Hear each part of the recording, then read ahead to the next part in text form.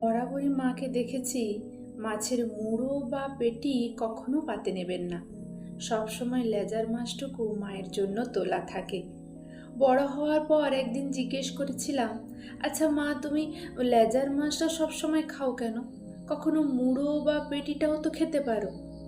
বাবা সেটা শুনে মুখ টিপে হেসে বলেছিল, তোর দিদা তো তোর মাকে শুধু লেজার মাছই খাইয়েছে, তাই তোর মা লেজা ছাড়া অন্য মাছের স্বাদ বোঝে না।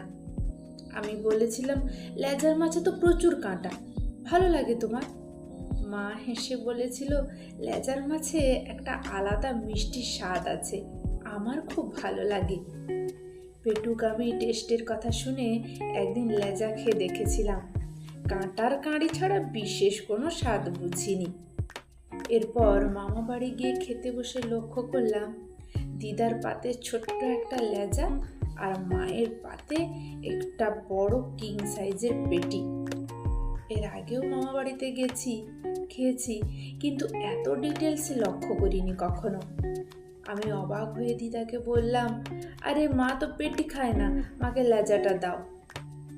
দিদা হেসে বলল, আমি তো তোর মায়ের মা, আমি জানবো না তোর মা কি খায় আর কি খায় না? বুঝলি দিদি ভাই, তোর মা কখনো লেজার মাছ মুখেই তুলতো না। আগা গোড়া পেটি বা কোলের মাছটা ওর জন্য তোলা থাকতো। জানি এখন ওর লেজেই অভ্যেস হয়ে গেছে, তবুও মায়ের কাছে দুদিন একটু ভালো মন্দ খাক। আমি অবাক হয়ে তাকিয়েছিলাম মায়ের দিকে। দেখলাম মা কিন্তু পুরো পেটিটা খেলো না, শুধুমাত্র একটা টুকরো ভেঙে নিল। পরে মাকে অনেক চেষ্টা করেছি মুড়ো বা পেটি খাওয়াতে, কিন্তু নিজের মানুষটার উপর নাকি সংসারের প্রবল অভিমানে জানি না, মা ওই এক টুকরো লেজা নিয়ে সন্তুষ্ট থাকতো। তারপর সময় গড়িয়েছে, বিয়ে করেছি, সন্তানের মা হয়েছি। হঠাৎ একদিন খেয়াল হলো, কিভাবে আমিও যেন সবাইকে খেতে দেওয়ার পর মাছের লেজাটা নিতে অভ্যস্ত হয়ে পড়েছি।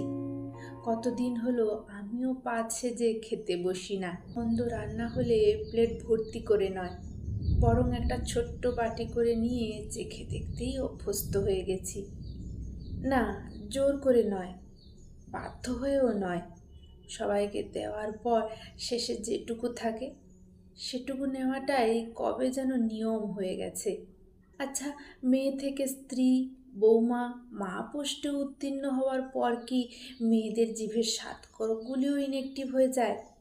যেটুকু আছে সেটুকুই চেঁচে পুঁচে নেওয়ার অভ্যেস কি সংসার তৈরি করে দেয়, নাকি আমরা নিজেরাই অভ্যেস করে নিই? কে জানে।